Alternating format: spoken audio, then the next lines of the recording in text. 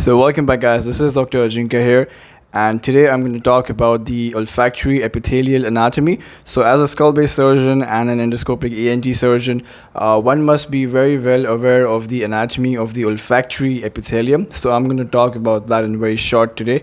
Also, I'm going to show you a short video of how exactly and where exactly you can locate the olfactory epithelium. But before I do so, I just want to show you I did a huge series of cadaver dissection recently, and I want to show you how you can access the videos of my cadaveric surgeries, where I've shown all the sinonasal approaches and the skull-based surgical approaches in those cadaveric videos. So if you can see over here, if you can go to my homepage, you can just scroll over to the members only videos and you can see all the cadaveric skull-based surgeries on this page over here. So what you have to do is just go to my homepage on your YouTube application or your browser and click the button join over here, which you can see. And once you click on that, a window will pop up and you have to select the cadaver dissection over here. If you want to have an access to all my surgeries, the live surgeries, you can select the intermediate level 2 over here. So either one, you can just select any of the plans above and access all my surgical videos right there. Or you can just click the link in the video description below. I'll put a link over there. So back to the concept of the anatomy of the olfactory epithelium. Now, as a skull-based surgeon, the roof of the nose consists of a particular specialized epithelium called as the olfactory epithelium, now which is responsible for the sense of smell. Now it is present at the roof of the nasal cavity on both the sides.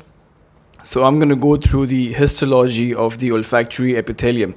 So before I do so, I'm going to show you the exact the video of my cadaver dissection, where you can see the exact area of the olfactory epithelium. So this is the cadaver's left-sided nasal cavity, and as you can see, this is my Ball's probe. So as you can see over here, that's my ball probe. That's the ball probe, which is pointing exactly at the olfactory epithelium. That's the roof of the nose on the left side, which will be posterior to the area of the frontal sinus table. So as you can see, there was a clear difference in the color of the epithelium over there. So as you can notice over here, the yellowish white epithelium over here, the mucosa, represents the olfactory epithelium, and the rest of the epithelium will be somewhat pinkish and reddish. But as you can go in the area between the septum over here and the superior vertical lamella of the middle turbinate, you're going to see on the posterior side somewhat yellowish white mucosa.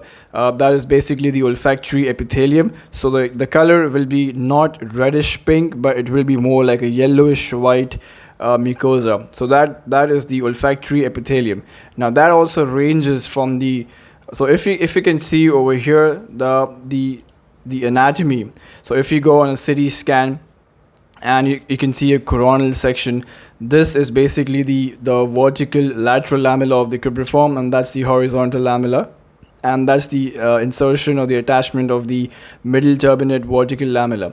So between the septum in the midline and the vertical lamella of the middle turbinate, you can see the olfactory groove, basically the olfactory cleft, which we call it as.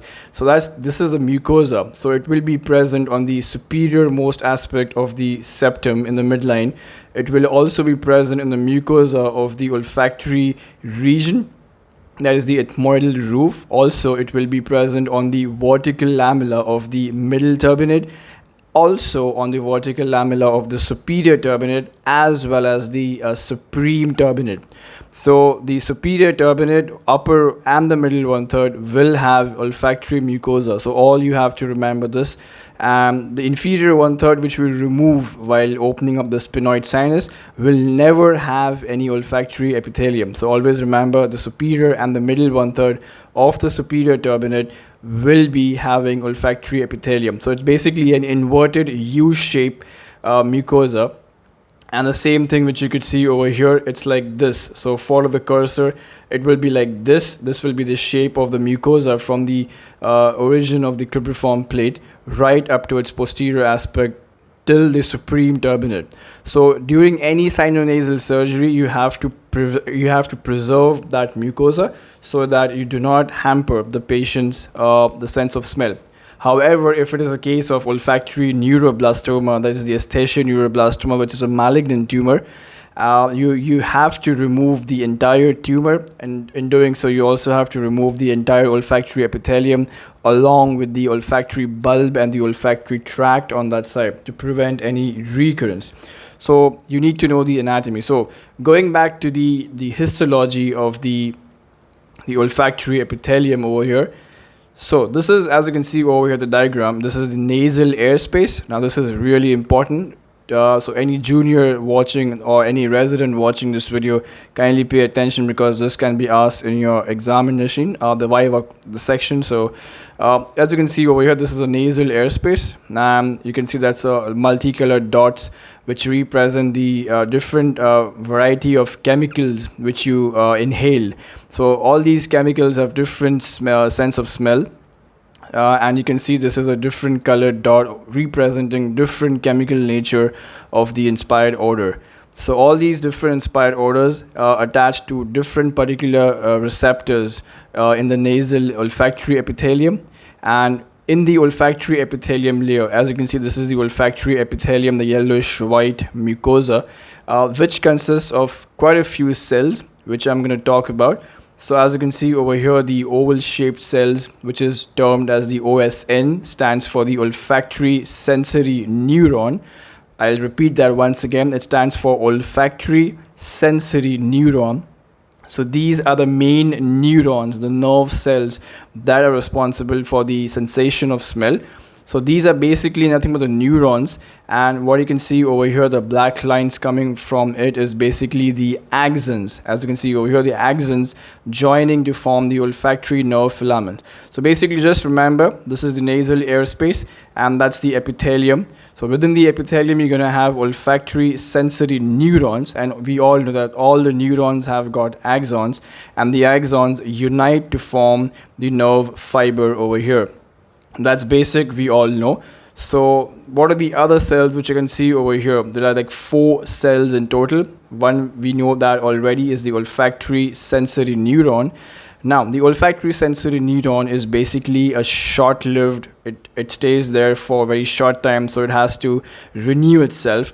So as you can see over here, the basal layer of this epithelium consists of the elliptical shaped red color cells. You can see over here, that's the stem cell. So the stem cells continuously keeps on producing the olfactory sensory neurons, and that's basically the stem cell layer. So the stem cell is present in the basal most layer of the olfactory epithelium, and they form the olfactory sensory neurons.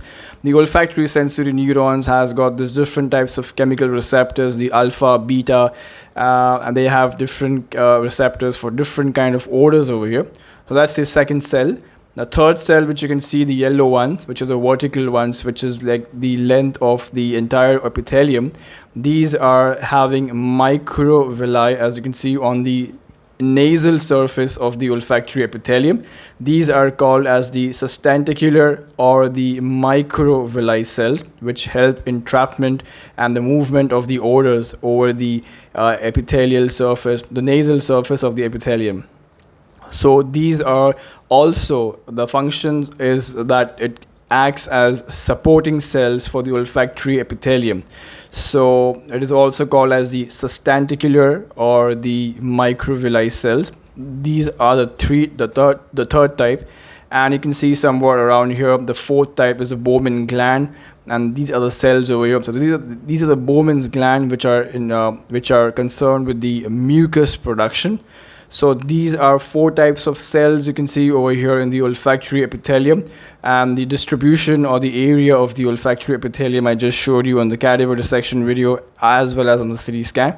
So eventually the basal layer of the olfactory epithelium, the olfactory sensory neuron, will have a lot of axons joining to form the olfactory nerve filaments. Now during any skull base surgery, when you lift up or basically when you do a draft 3 procedure, the posterior limit of the draft 3 is basically the posterior tabular frontal sinus. So when you elevate the mucosa while doing so the surgery, the posterior anatomical limit becomes the first olfactory neuron. So that is basically the filaments from the axons from the olfactory sensory neuron, and that has a lot of nerve fibers which goes through the multiple perforations which you see in the cribriform plate. So as you can see over here, that's the cribriform plate, and that's a lot of perforations you can see, and through those perforations these nerve filaments enter into the intracranial cavity, where you're going to have that olfactory bulb level. So this is basically when you do a transcribriform surgery, which I've shown you in the cadaver dissection videos. So you can have a look at that video where I've shown how you can actually do a transcribriform approach, where I've shown how to remove the cribriform plate, also how to remove the dura. And once you remove the dura, you will see in the intracranial layer, you can see the olfactory bulb hanging right there, one on each side, and which runs parallel to the base of brain from anterior to posterior. So what happens here, that multiple filaments, the olfactory nerve filaments, they pass through the perforations in the cribriform plate and they enter into the glomerular layer of the olfactory bulb over here. So the olfactory bulb is basically a cord-like structure running at the base of brain from the anterior to the posterior aspect, and from that layer central projections are formed, and then they get carried forward at the higher centers in the brain for the sensation of smell. So if the patient has any disturbance or trauma in the pathway of the olfaction, the patient will definitely lose the sense of smell. So this is basically the histology of the olfactory epithelium, which a ENT skull-based surgeon should always be knowing about. So this was the rough anatomy of the olfactory epithelium, the 4 types of cells which you see in the olfactory epithelium, the different types of chemical receptors which you see in the olfactory epithelium, which respond to different types of the inhaled chemical sensations. So if you have any doubts in this basic topic, let me know. You can just comment in the section below. Also, you can just watch my cadaver dissection videos. I have explained them all in detail, each and every step I have explained. So follow the procedure I explained in the very beginning of the video, and you can, if you have any doubts, you can definitely visit my Facebook profile page, and definitely have any doubts, you can just directly message me on my Facebook page over here. Okay, so till then, thank you guys.